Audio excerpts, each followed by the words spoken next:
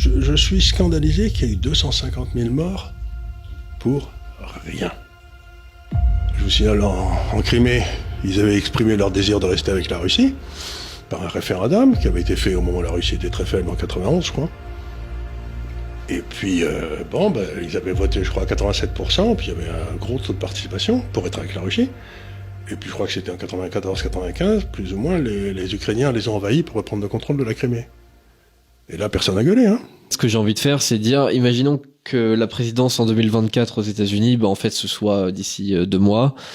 Trump accède de nouveau au pouvoir. Et là, il vous appelle, vous dit Hello Charles, yeah, I'm in deep trouble, I don't know what to do, je sais pas quoi faire avec mon pays. J'ai besoin de conseils, Charles, qu'est-ce que je dois faire? Qu'est-ce que vous faites? C'est assez simple, vous retournez au truc et vous faites la partition de l'Ukraine, qui n'a jamais été un vrai pays. Comme je l'ai dit, si vous voulez, vous avez des Polonais, des Hongrois qui sont à l'ouest. Au milieu, vous avez des Ukrainiens, là. Et puis à droite, vous avez des Russes. Donc les Russes, ils sont russophones. Il n'y avait aucune raison qu'ils soient d'Ukraine. Puis on les empêchait de parler de russe, on les empêchait d'enseigner en russe. Donc ils ont pris, il y a eu une révolte. Puis il y a une guerre qui a commencé en 2014, là. Une guerre civile en Ukraine. Et je ne sais pas si vous savez, mais aujourd'hui en Ukraine, j'en avais parlé un petit peu, le gouvernement de Zelensky est en train de fermer des dizaines et des dizaines d'églises et de mettre des prêtres en tôle, des popes en tôle, etc. Pourquoi? Parce que le patriarcat de Kiev était sous le contrôle du patriarcat de Moscou. Oui. Et puis, une manœuvre habile de Pompeo, le type de la CIA, qui est allé voir le patriarcat de Constantinople et qui a dit si vous voulez, vous pouvez autoriser le patriarcat de Kiev à devenir indépendant de Moscou. Il n'avait pas le droit, mais enfin, on a dû lui donner ce qu'il fallait, parce qu'il ne représente plus rien, le patriarcat de Constantinople. Il doit y avoir 10 000 chrétiens, Constantinople, il n'y en a plus. Donc, il a donné cette autorisation. Et il y a à peu près les 2 tiers des paroisses en Ukraine qui ont voulu rester avec Moscou, et 1 tiers qui sont partis pour être, mettons, avec Kiev, enfin, ukrainien. Et donc c'était le foyer de l'église orthodoxe, c'était les 2 tiers qui avaient suivi Moscou, étaient ceux qui voulaient rester avec Moscou, quoi. Ouais. Et c'est ceux-là qu'on met en tôle, c'est ceux-là on commence à fusiller les prêtres, etc. Je ne sais pas si on les fusille, mais enfin on les arrête. Et donc vous vous dites, toutes les chaînes de télévision sont fermées, sauf celles du gouvernement. Il n'y a pas de journaux libres. On commence à arrêter les prêtres. Ça me paraît de plus en plus une démocratie de qualité, quoi. Oui. Oui, ça ressemble de plus en plus à je sais pas quoi. Donc, encore une fois, je comprends pas pourquoi l'Europe soutient un gars qui n'a jamais défendu la démocratie, quoi. Non, mais ça, je veux dire, il y a deux choses. Oui, maintenant, qu'est-ce qui va se passer? Poutine dira, pas moi qui discute, Poutine dira, la Russie, ceux qui parlent russe sont en Russie, ceux qui parlent pas russe, Ouais. Après, on peut, je veux dire. À ce moment-là, je vous signale que la Pologne voudrait récupérer toute la partie ouest et la Hongrie toute la partie sud. Peut-être. Et la Roumanie, une partie en haut, parce que tout ça, ça a été piqué par Staline après la Deuxième Guerre mondiale à ces pays-là. Donc, si vous voulez, ces gars-là, ils doivent être ukrainiens. Comme moi, je me sens espagnol. Hein. Après, l'histoire fait aussi son bout de chemin. On peut dire qu'il y a 40 ans, l'Ukraine n'était probablement pas du tout une nation.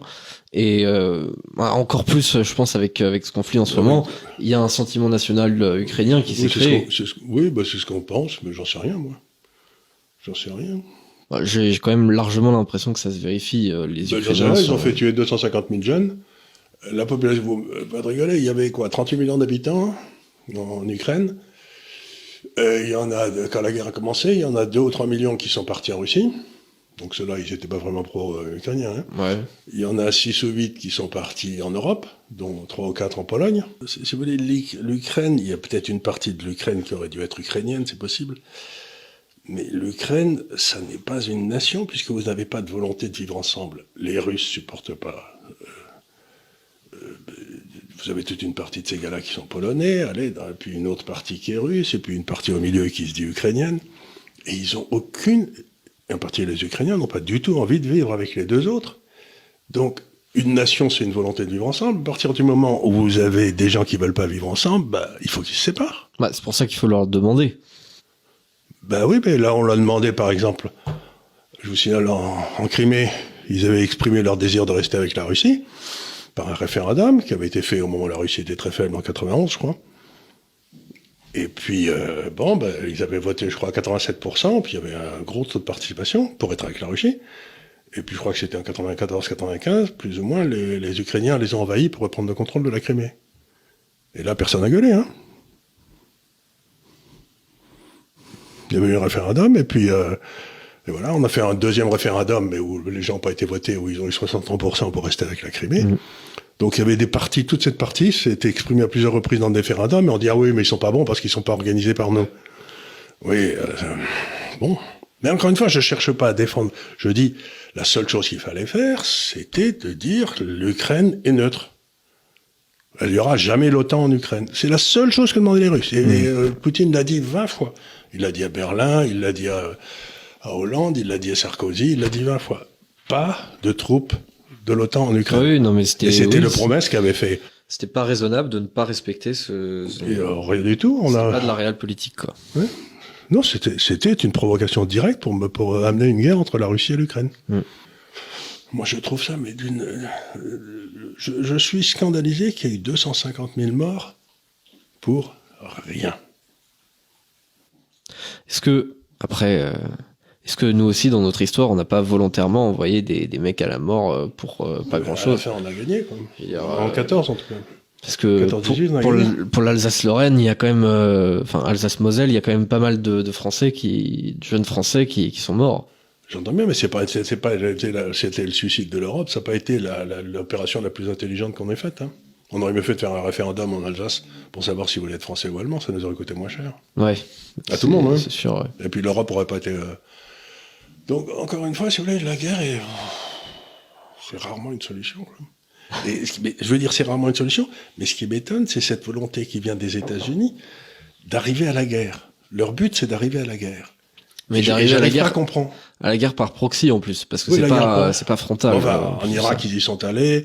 En Syrie, ils y sont allés un peu partout. Donc, je ne comprends pas ce côté de la solution, c'est la guerre. Ça me paraît tellement, et puis ça me paraît loin du peuple américain, qui lui, honnêtement, il y en a 7% qui ont des passeports, et s'il se passe dans le reste du monde, ça les intéresse pas. Donc, j'ai l'impression qu'il y a une espèce de coterie qui a pris le contrôle de cette politique étrangère et de cette armée américaine, et qui s'en sert pour protéger les intérêts de l'industrie de l'armement américaine, je sais pas quoi.